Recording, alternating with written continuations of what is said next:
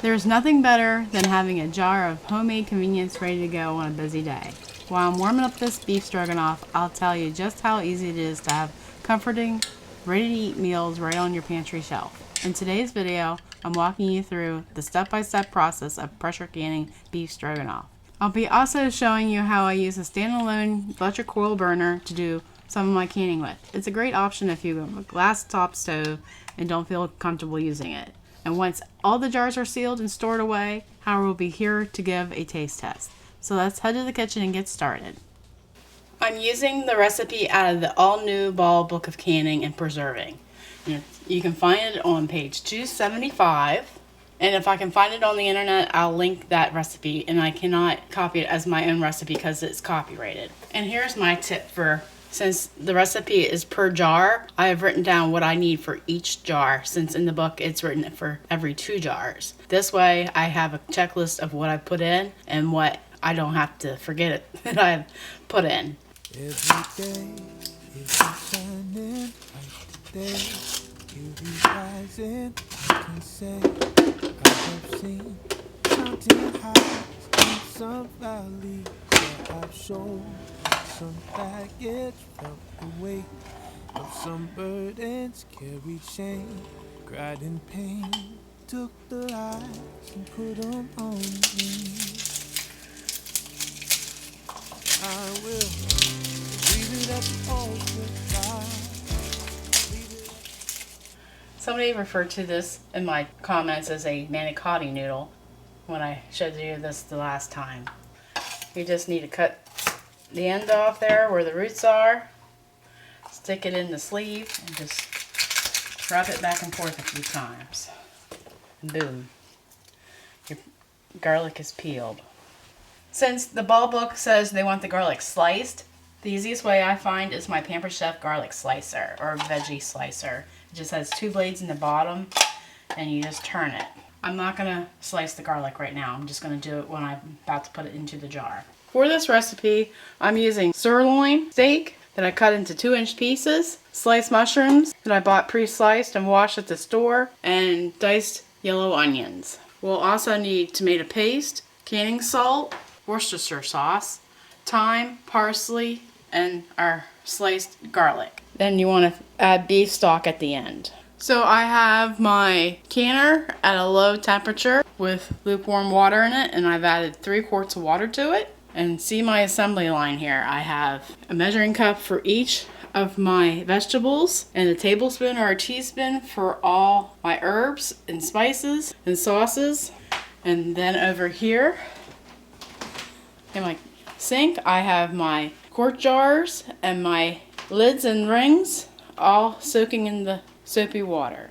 I use a dedicated canning jar brush to wash my jars, and I scrub my jars like somebody owes me money.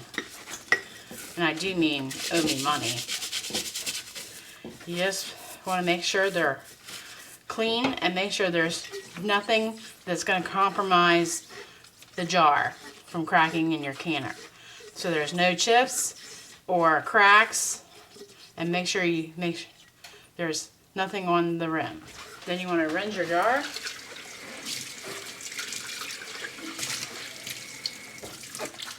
I'm going to add my jar to the scale, and I'm going to zero out the weight of the jar and the funnel. Then I'm going to use my tongs to transfer the beef into the jar and making sure we're weighing pounds and not grams. Ask me how I know. And then we'll make sure it's 1 pound for the quart jar. The first time I did this recipe, I thought there's no way this would be enough for 1 meal. Well, it turned out it was enough for 2 meals. So I think this would definitely feed a family of 4 if it feeds us twice. Alright, then I'm going to take the funnel off for a moment and tap the jar so the beef will settle a little bit. And then I'm going to remove my scale. Then we're going to add our 1/2 cup of onions.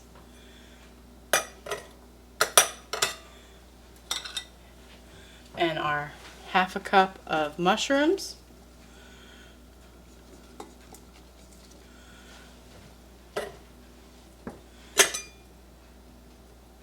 And I think packing them down a little bit is in order. Then we're going to add our 2 tablespoons of paste.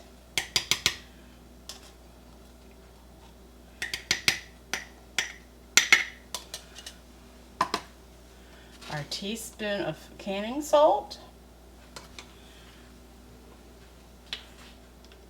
2 tablespoons of Worcestershire sauce.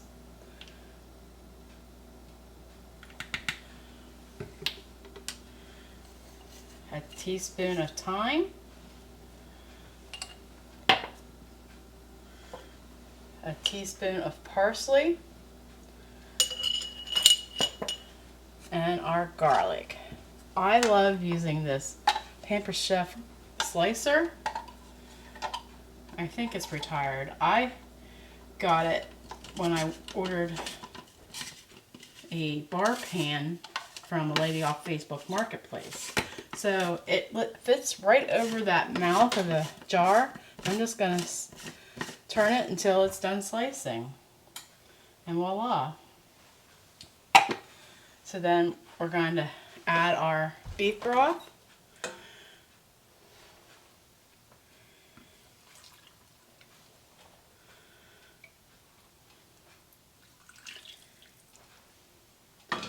And we're going to need to bubble, making sure we get all that trapped air, since there's a lot of components in this jar, being a meal starter.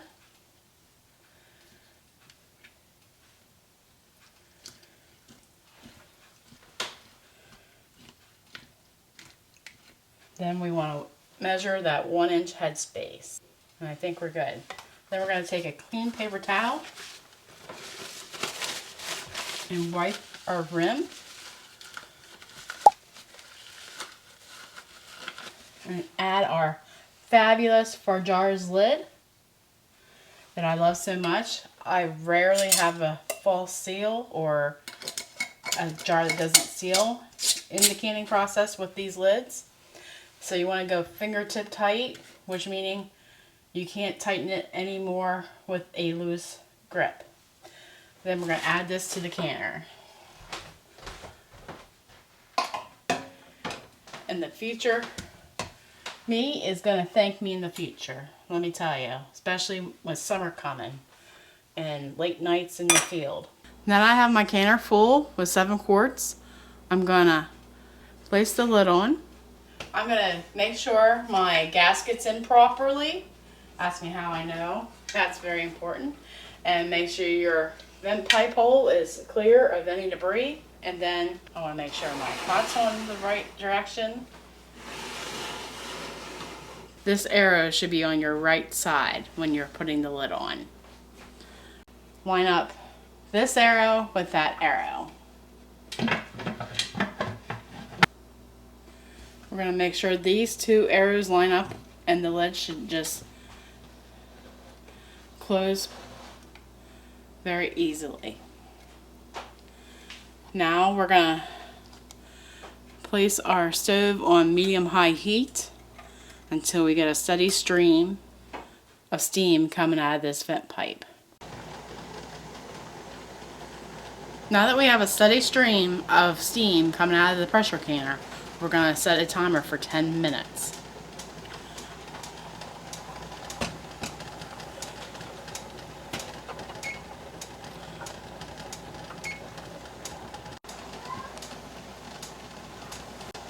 And this is when you might want to start looking for your 3-piece jiggler weight or your weight regulator and set it here. That way when the timer goes off, you'll have it ready.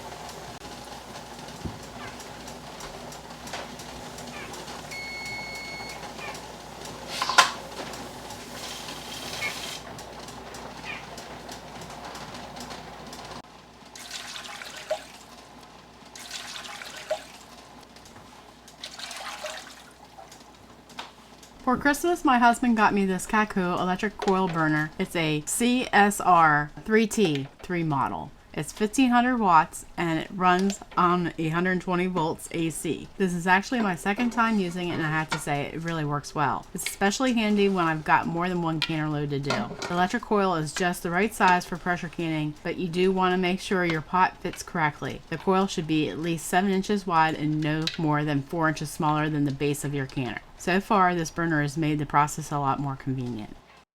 To get this canner fired up, I'm going to turn it on to a medium-high heat. All right, when you get to a fast rock, you want to slowly back down your heat.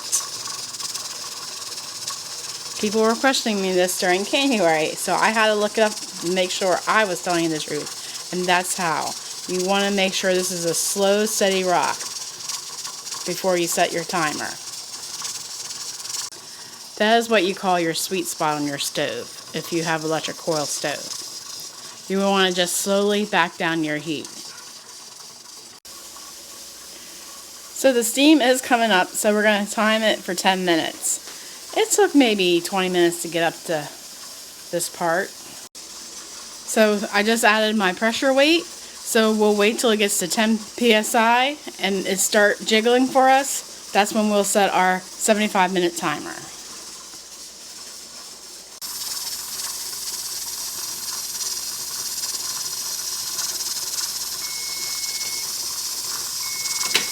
So the timer's going off. We're going to turn our stove off and our timer and just walk away from the canner. We want the jiggler to stop jiggling and the needle on the gauge to go completely to 0. And that's my second timer. And this plug will drop. We'll count 10 minutes. Then we can safely open the lid. So my timer has just gone off for the 75 minutes, and I'm just going to turn my knob to off, which I've just done. I'm going to leave the burner on because it said in the manual that it will last longer if you let this on for a bit to get the fan to cool down properly. So we have a second successful trip in the canner on our Catco burner. So now we'll wait for the dial gauge to get to 0. Then we'll wait a while. Then we'll depressurize it. So on the Presto, I'm taking off my weight and slowly opening the lid. And I'm going to just let the lid rest on top of the canner for 10 minutes. So after that 10 minutes, we're going to remove the lid. And take our jar lifter.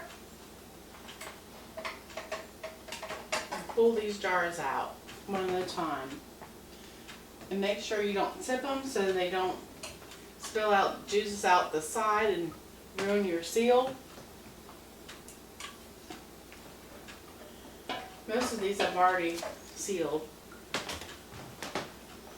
but there's some that I'm still waiting for them to pin. But look how gorgeous that is. I think this is probably one of the ugliest things that you'll see in a jar, but most delicious on your plate. Well, that one just sealed.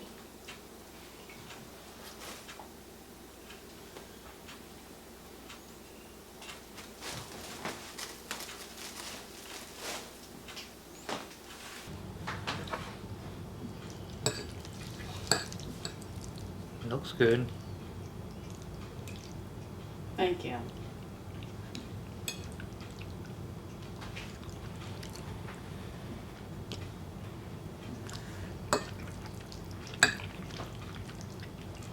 Oh, real good. Thank you. So you would have this again? Yeah, we've had it before. If you've made it this far into the video, I'm sure you're loving the content of this channel. Like us on Facebook and follow us on Instagram for more great content. May I suggest you watching this next? Take care and God bless, and see you in the next video.